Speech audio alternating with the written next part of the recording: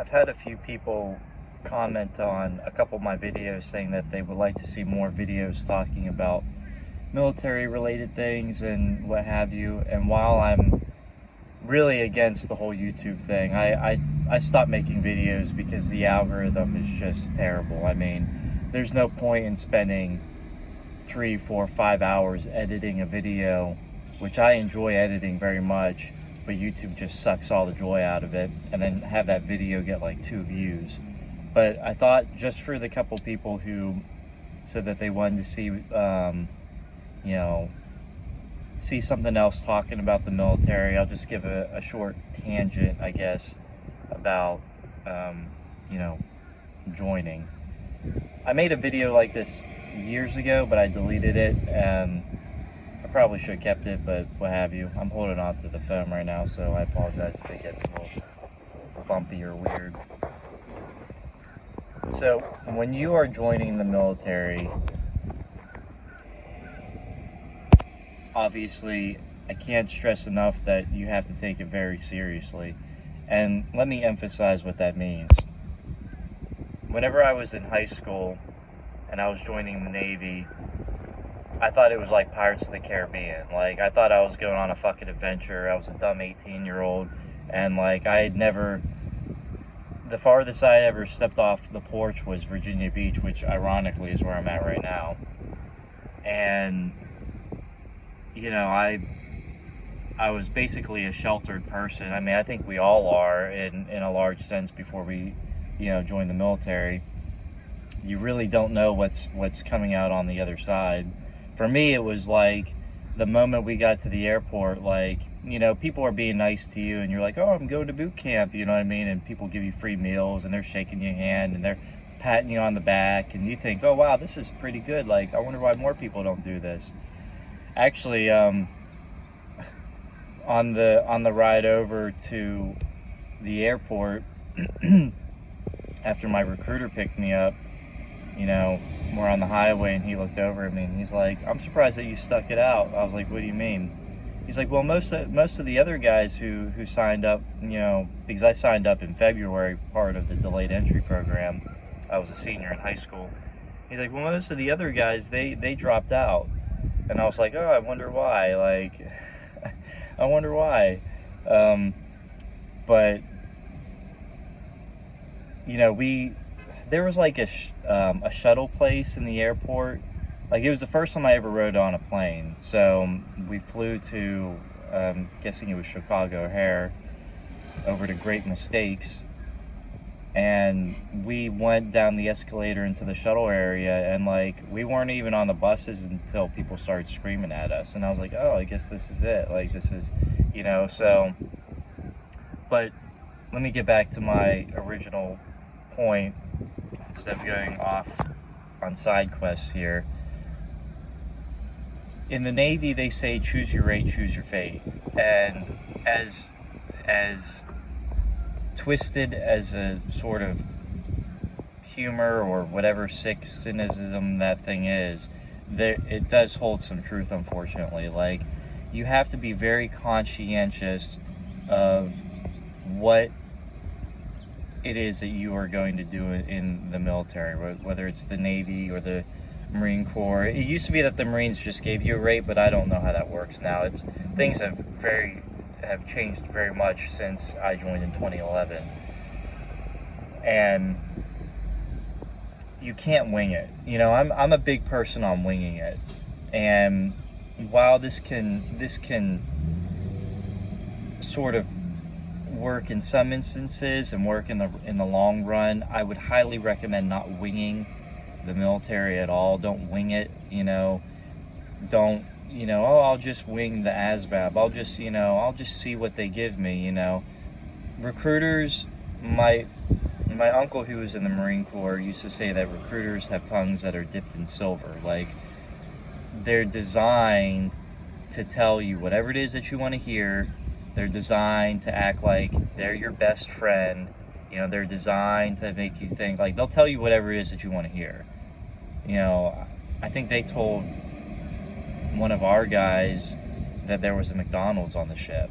Although we did have a Starbucks, but that was a self-perpetuated thing. It wasn't by any means, you know, affiliated with actual Starbucks. The same people would stand in line to get the same shit. But I mean, that was like a rare privilege. But have a moment with yourself where, you know, you're quiet, you're not listening to music, maybe go for a walk or something, meditate, something, and really ask yourself what it is that you want to do in the military. I won't say, you know, ask yourself why you're joining the military, because sometimes those questions are beyond us, especially whenever we're 18 years old and we really have no idea. But you can ask yourself, you know, generally, what am I good at? What do I kind of like to do, you know, and then stick with it. Don't let people talk you out of it. Because for me, I failed my depth perception test, not because I lacked depth perception, but because the person who was issuing the test didn't give me 2 seconds to explain how to take the test. Now, I know that sounds stupid, but there's no instructions for these things. You know, it's not like they said, well, put your head up to here and then tilt down and look for the object that sticks out. Like, nobody ever said that to me. So I guessed the first 9 tries on the first time, and I got it 90% right, but I fucked up the last one. So the woman's like, try it again. And then I really fucked up the second one. She's like, failed. So long story short, me failing my depth perception test took away a lot of jobs from me. And I'm going to get to the point that I'm going to get here. With my lackluster ASVAB score, I got a 57 because I wasn't studying. I didn't study. I just winged it.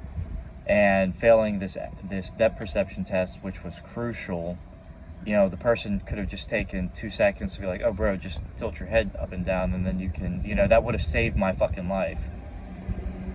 But they gave me a rate that was fucking terrible. They gave me CS, which I don't usually tell people that, but like for the 2 people who watch this video, there you go. But my recruiter, like, he saw that I was like, are you fucking kidding me? Like, are you fucking kidding me? And I was about to fucking get up and walk away. That's a video for another time, but they wanted to wrangle me in there saying, like, don't worry about it. Like, you know, in the Navy you can cross rate, and, you know, you can cross rate in 2 years, and 2 years goes by like that. You know, you'll be amazed at how fast the time goes by. And let me tell you something. There's a reason why in prison they say that prison time is hard time. Time is relative. And when you're in a fucking rate that you hate on deployment, it might be Gucci on shore. Even if it sucks, it might be Gucci on shore. But on deployment, I mean, it's like self-perpetuated prison. I mean, it's like being in fucking Azkaban. Like, it's the worst fucking thing. I can't even describe it. It's a fucking nightmare. And my rate was fucking terrible. Had evil motherfuckers in the rate. People were fucking just the worst motherfuckers I ever fucking met, and the work environment was fucking god awful. And so, you know, my command was like, yeah, you can cross rate, and then, but that's another story too. My point is, have your eye on some kind of generalized idea of what you want to do in the military. If you're good with your hands, look into mechanics jobs. If you're good with electronics, look into electronic jobs. If you want to do administrative, look into things like PS or IT or admin or AZ or something, you know, look for that. If you want to be one of those dudes in the beginning of fucking Top Gun Maverick, fucking launching the planes and catching them on the catapults or whatever, you know, look into aviation rates, which a lot of people don't even fucking know what they are. A lot of people don't understand shit whenever they join the military. They just fucking wing it. You know, they're like, oh, well, I'm gonna see what happens. Well, preparing yourself, you know, versus not preparing yourself is the difference between a career where you retire and you meet the love of your life because you're giving off high vibrations, and you stumble into something that you love and you see the world and you have a nice pension, and getting out after 4 years minimum, hating your life, having PTSD, being angry at people, having a chip on your shoulder, is usually just the difference between taking 5 minutes with yourself and be like, what do I want to do? What do I want to do? Because my recruiter fed me the bullshit like, oh, 2 years will go by like that. And then whenever my 2 years did go by, my command was like, well, we may let you cross-rate, but you have to re-enlist first, and it's not a guarantee. And I was like, are you fucking kidding me? It's like, fuck you guys. So I just fucking left. I mean, the odds of, even if it was 1%, of not being able to cross rate and being stuck in that rate for 4 more years, I would have fucking killed myself. I would have jumped off the back of the fucking bow of the ship. But you have to have a conversation with yourself. Be quiet, be silent, meditate, go for a walk, whatever it is you do. Take this seriously. You know, don't wing it. Don't fucking wing it. You know, even studying for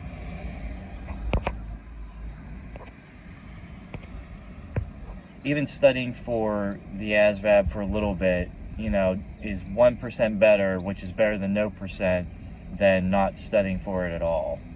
You know, ask yourself what you want to do. And if you want to do something, stick to your guns. You know, stick to your fucking guns. Don't let these fucking pencil pusher fucking asshole recruiters, you know, pigeonhole you into a job because they're low on billets and they don't know how to fucking recruit people and they have to get people in the door. They're just fucking there to lead cows to slaughter. They don't fucking care about you, and they're not your fucking friend. No matter how fucking friendly your recruiter is, no matter how much they, you know, talk to you on a first name basis, and they give you a fucking ride home from the mall, and they take you to fucking Denny's, or they buy you ice cream at fucking Dairy Queen, they're not your fucking friend. They're fucking evil sharks. So you have to be fucking aware about what it is that you want. This video could potentially save your life. 20 years from now, you'll probably forget about it, but like I said, the difference between a grudge, PTSD, getting out after 4 years, working with people that you fucking hate, doing something that you hate, wanting to kill yourself on deployment, and retiring after 20 years, meeting the love of your life, having a nice pension, seeing the world, having all these great stories and these great adventures, is the difference between you taking this seriously and sitting down with yourself and asking yourself what you want, and then sticking with it and not letting people talk you out of it. So I'm the ghost of Christmas past. Don't fuck up. Don't do what I did and fucking wing it. Just give yourself some time and think about what you want to do, and then stick with it. So that's it for me. Maybe this video gets a couple views. Like I said, YouTube is fucking, I hate YouTube, and it gives out all the fucking bad, wrong reasons to make videos, but that's a different story and conversation in and of itself. So hopefully this helped you out some, and what they say, get after it.